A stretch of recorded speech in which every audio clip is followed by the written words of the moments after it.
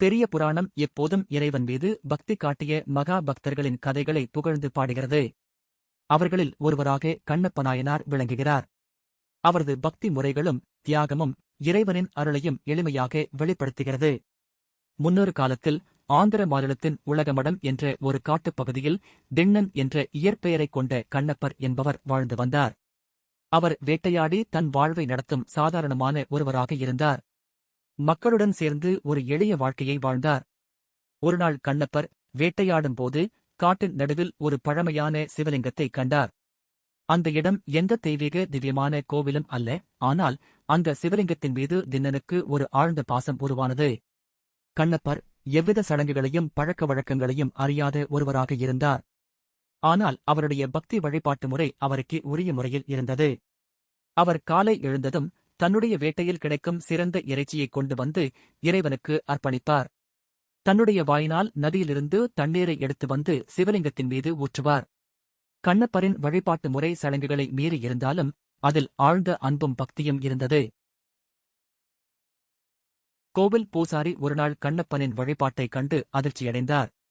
அவரது செயல்கள் தூய்மையற்றதாக கருதப்பட்டன.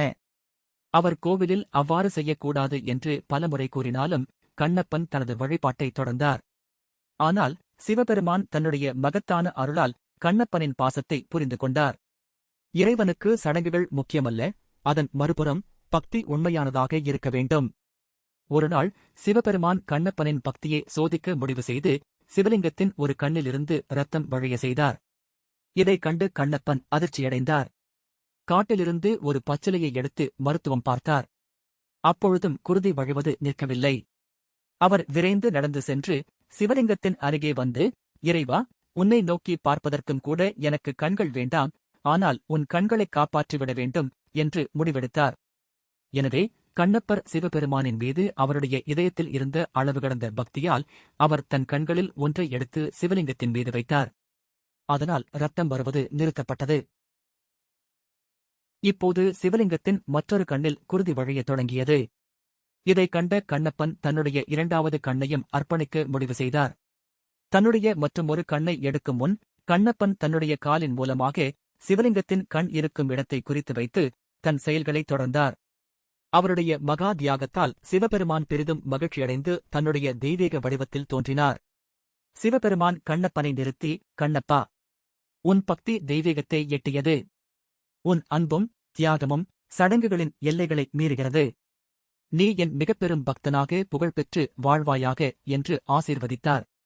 அவர் கண்ணப்பனுக்கு 2 கண்களையும் திருப்பிக் கொடுத்தார். கண்ணப்பனின் பெயர் சிவபெருமானின் திருப்பாதங்களில் என்றும் நிலைத்தது.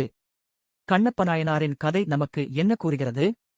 அன்பும் நம்பிக்கையும் தியாகமும் சிவபெருமானின் ஆசீர்வாதத்தைப் பெற மிகவும் முக்கியமானவை. சடங்குகள் அன்பிற்குப் பிறகே வரும். இறைவனின் முன் மனதின் தூய்மை மிக முக்கியம் என்பதை இந்த கதை வெளிப்படுத்துகிறது. இந்த தெய்வீக கதை உங்களுக்கு பிடித்திருந்தால் லைக் செய்யவும், பகிரவும், சப்ஸ்கிரைப் செய்யவும். சிவபெருமான் உங்களுக்கு என்றும் அருள் புரிவாராக. ஓம் நமசிவாய.